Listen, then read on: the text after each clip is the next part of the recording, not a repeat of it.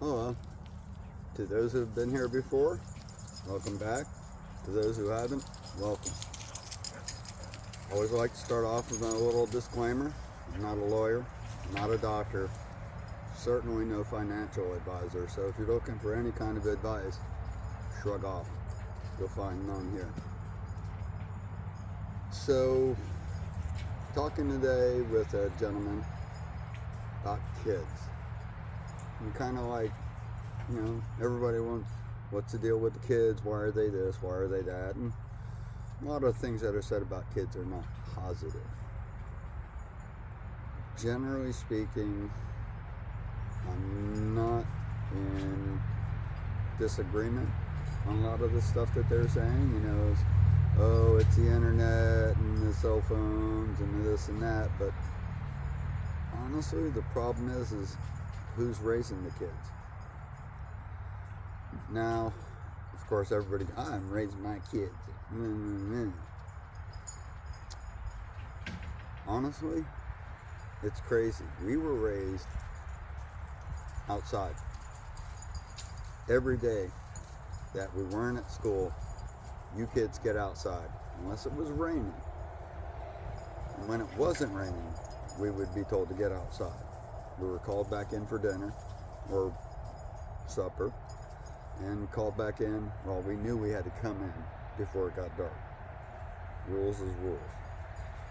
Generally speaking, though, as much as we had input from schools, from our parents, of course, and various elders, aunts, uncles, and friends of the family, generally speaking, kind of grew up a little wild, and there was a number of us, and we had neighbors and things like that, so generally speaking, we kind of learned as we went about a lot of stuff. Now, we're not talking about the reading, writing, arithmetic stuff. We're talking about how to deal with people, how to communicate.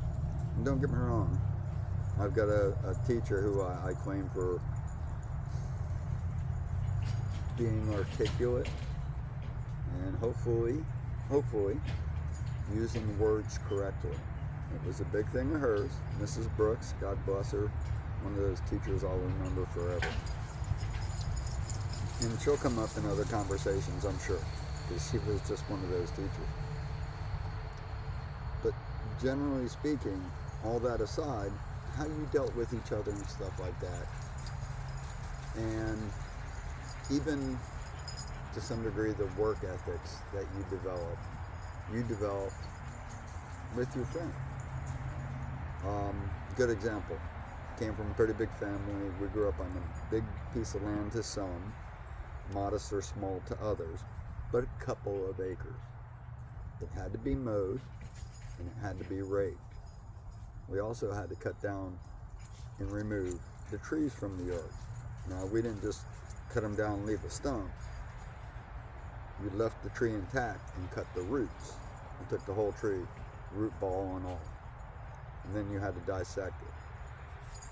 What we had to do as a kid. So if we wanted to play, generally we had to get it done. Simple rules. You can't play until your work's done. Our friends, neighbors, would come over and give us a hand on a lot of this stuff.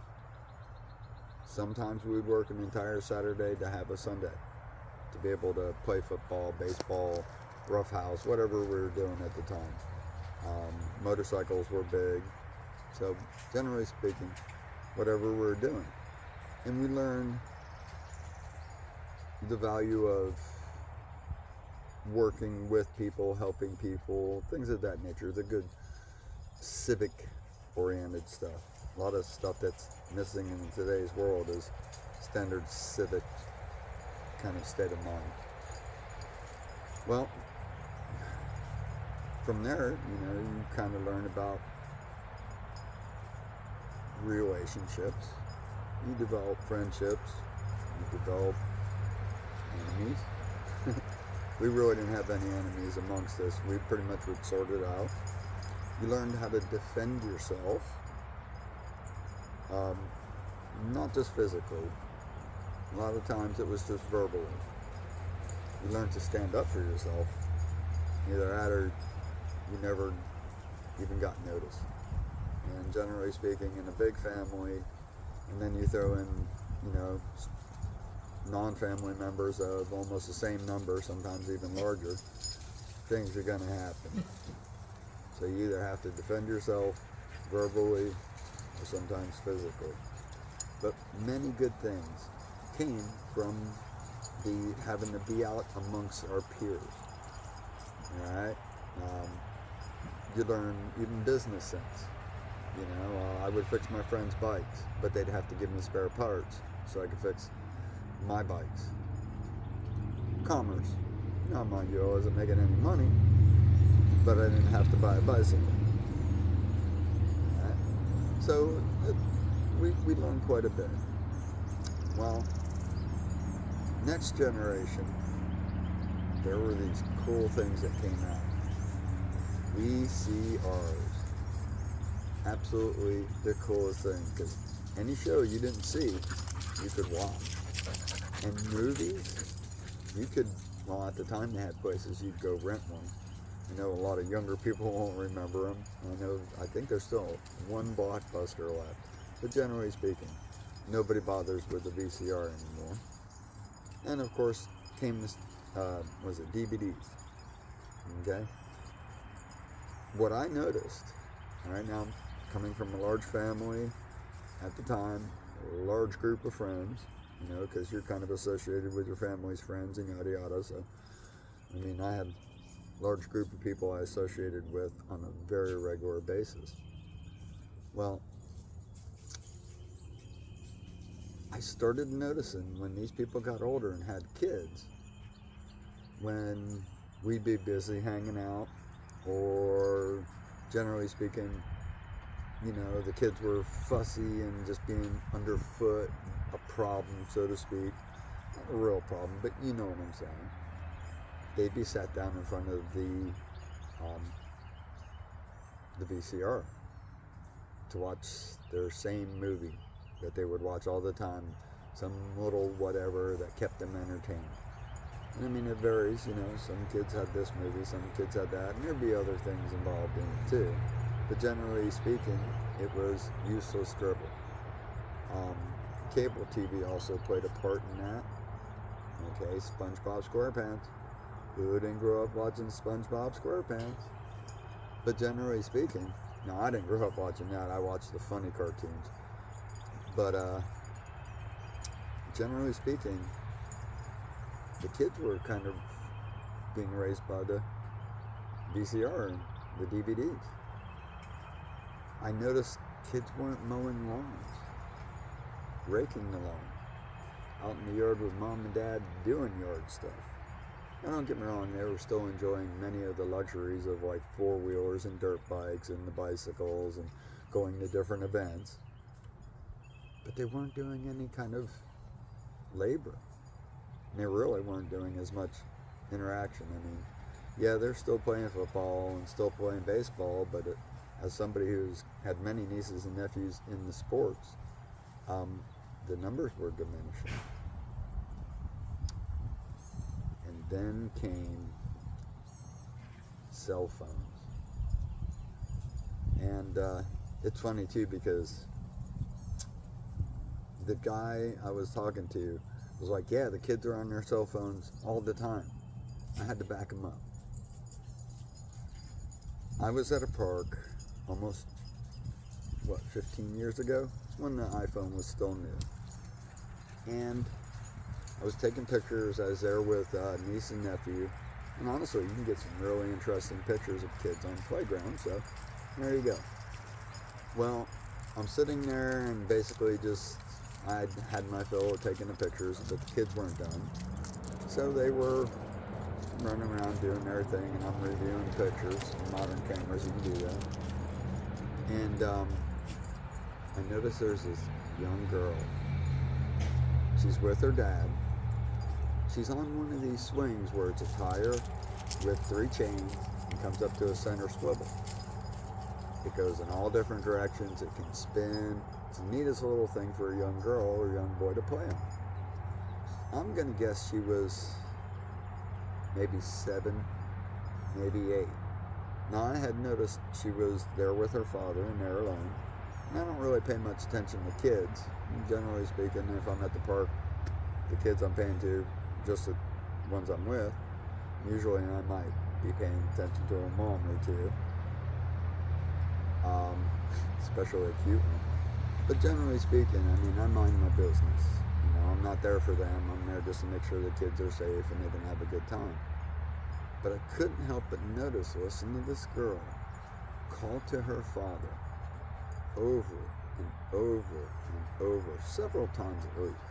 Now, I don't mean several like a few several or a couple several like we use today, but I mean literally several, better than 5. Okay? This girl almost pleading, and her daddy, daddy, daddy, daddy, daddy.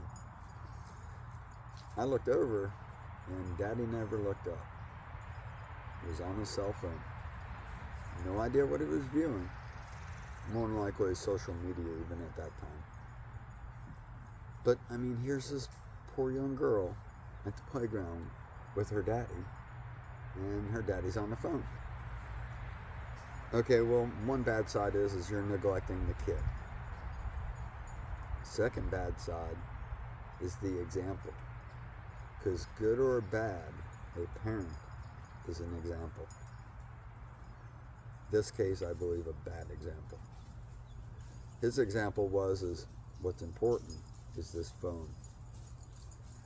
Well, you know, I'm watching kids grow up and get older, and they get to be about a half dozen years of age, or younger, let's say 4 and 5, with another group of years gone by. It's still 5 years gone by. And I'm noticing, here, just give them this and let them play with it. And what it was is when kids would get fussy, parents are giving them the phone. These kids had no idea. I don't know if you remember some years ago how kids were buying all kinds of crazy things. Little infants, oh, my little infant, you know, spent my entire bank account on Amazon, whatever. But generally speaking, what was happening is the kids were being given the phone to placate them so that the parent could either A, waste their time on the cell phone, or B, not have to deal with the responsibilities of a child while they're on their phone. Now, this bad example has been amazing because those same kids are glued to their phone. And the generations below them, glued to their phone. Generally speaking, the VCR was raising one group of kids to some degree. I mean, they still went out and played and whatever. But when the cell phones came in, my God, what an effect. Talk to anybody who runs sports leagues. Good luck getting anybody.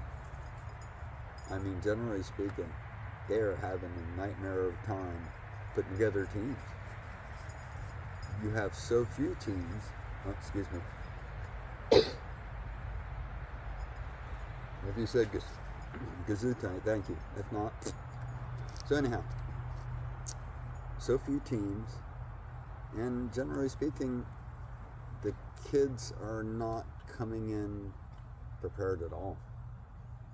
I mean, you're getting 5-year-olds who can't throw a ball, 5-year-olds who couldn't kick a ball from here to there because it might be the first time they ever put any effort into something like that. Now, don't get me wrong, there are still those families who are sports and kid oriented in the way of, you know, my kid's not going to do this, my kid's not going to do that. But that number's diminishing. And I don't mean just amongst my peers. Listen to what you hear on the news and how you listen to people talk about the kids and the next generation and everything. It's widespread. Now, there's something coming up that's, I truly believe, dangerous to the upbringing of our kids. This one actually sets a certain amount of fear deep down in me. Now, I don't mean I've got a phobia. Okay, so it's not like that. It's the rationale of what you see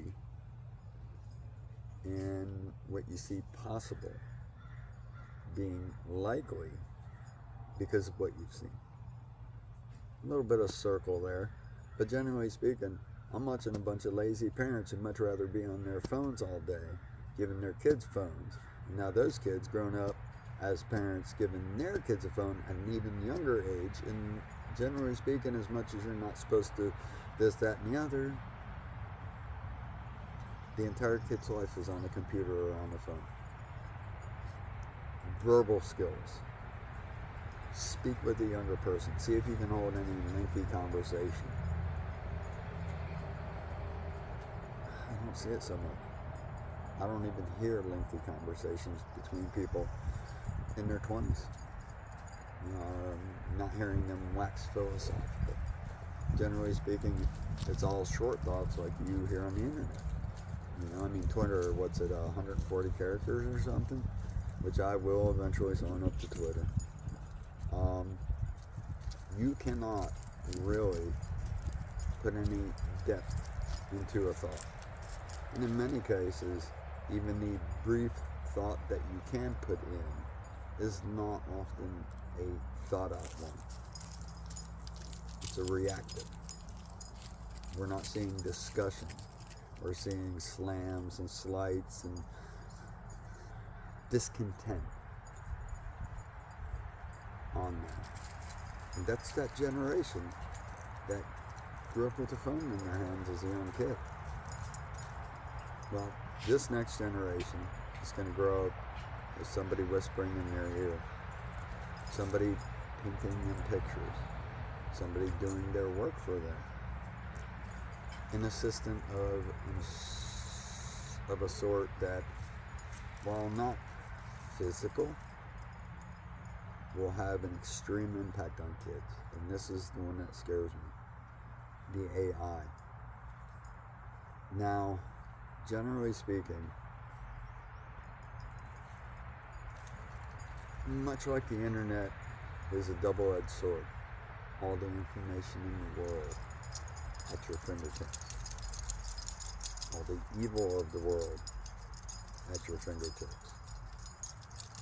Really, the internet is a good thing and a bad thing. It's, destroyed social graces, made people less considerate, and just general consideration. I notice less people hold doors nowadays. How crazy is that? But look around, you might notice it too. And I live in a place that's, well, politically conservative, but more socially conservative, libertarian even. Hey brother, you do your thing, I do my thing, everything's good. Well, with AI doing your kids' work for you, for them they're not actually going to learn how to do their work. We were taught to do our work. Gotta say hi real quick. Don't honk, it's okay, I couldn't see you wave. Tinted windows, haha. Gotta love family. But anyhow, the kids aren't going to be doing their schoolwork. Somebody else is going to do it for them. Now, it's bad enough they're not mowing the yard, they're not raking the yard, picking weeds from the garden, I don't know, running to the store to go get you something, whatever responsibilities you laid on the kid. Hopefully, at least you give them responsibilities in the house, i.e. take out the trash, feed the dogs, yada, yada, yada, whatever you got to do, clean the litter box, whatever. Hopefully, at least you're teaching them some responsibilities. But at the same time, all their information, and they're constantly on their phone, is going to be generated artificially. There's BuzzFeed? All their stories are going to be done by AI. Gosh, who was one of the other big ones going to start using a lot of AI? Excuse me, I have to cough. Pollen season. It's good. But generally speaking, not only that, they're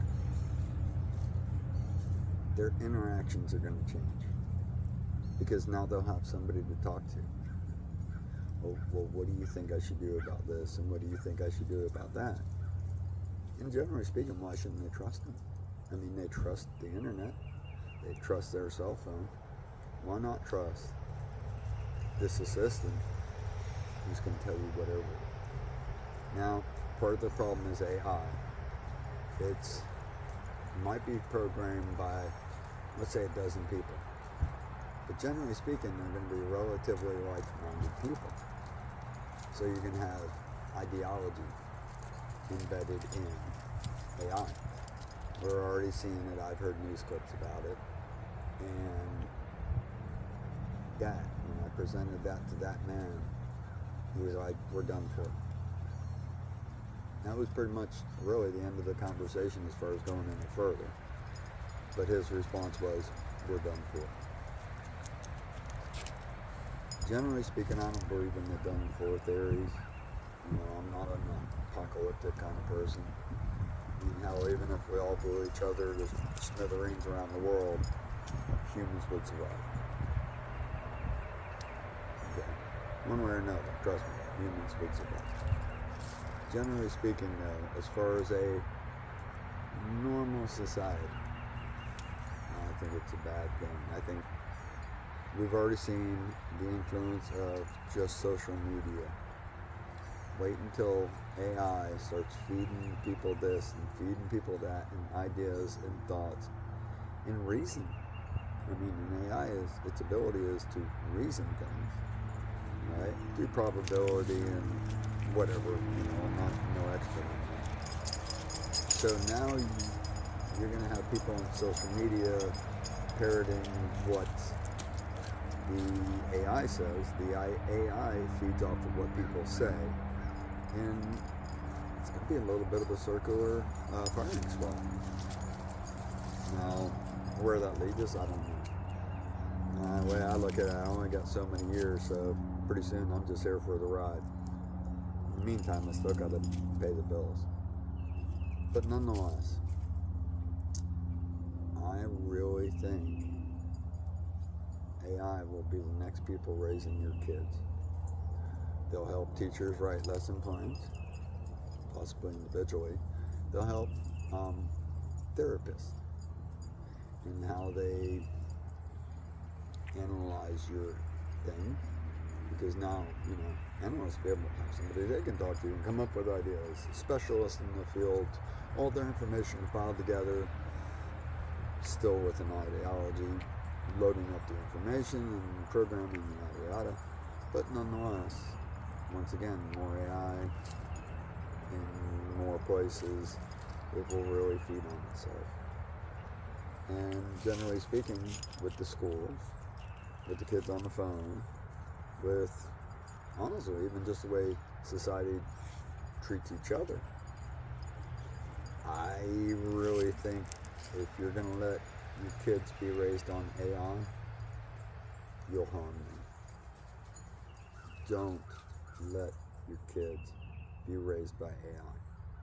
You've already made a mistake of letting them be raised by the phones, and you see that. We made the mistake of letting them be raised by a DVD and a DVR, or a DVD and a VCR. That's struggled on that one, didn't I? Now, taste either. But nonetheless, don't. It's not an advice thing. You do as you please. But I would tell all my family, and I will tell all my family, and they won't listen to me, and I'm sure you won't either. But don't let your kids be raised by AI. It's a damning thing. It really is. And honestly, stay away from it yourself. I know that's crazy, but then again, I kind of stepped away from the internet for a while. Here I am doing videos. I'm not on social media. I don't have angst and anxiety when I go out because I'm not worried I might meet somebody who's heard something I said and they're going to be all pissy with me. Generally speaking, even with these videos, I'm not really worried about it. But I'm not hearing people's small opinions instead of a well drawn out argument. I mean, I'm still having conversations with people, and those I'm bringing you until I get a chair on the other side with somebody in it. But yeah, so not pleading with you, not telling you what to do. My thought is, and that's how I'm looking at it, not advice. My thought is, don't let your kids be raised by AI. Alright, well, hopefully I made my point. Hopefully it's a good one. Hopefully it was worth listening to. Nonetheless, time for me to go. So as always, I appreciate your time. It's the most valuable thing I have, and if you shared it with me by watching this, thank you. If you liked it, click the like thing, hit that little thumbs up, whatever, click that thing. Gives Al Gore some rhythm. Subscribe if you want to hear me say any more nonsense. I keep trying to come up, hopefully, with topics that will interest you, till I get some people who will interest you. Another story, another time. And, well, with that, I thank you for your time once again, and I'm out of here.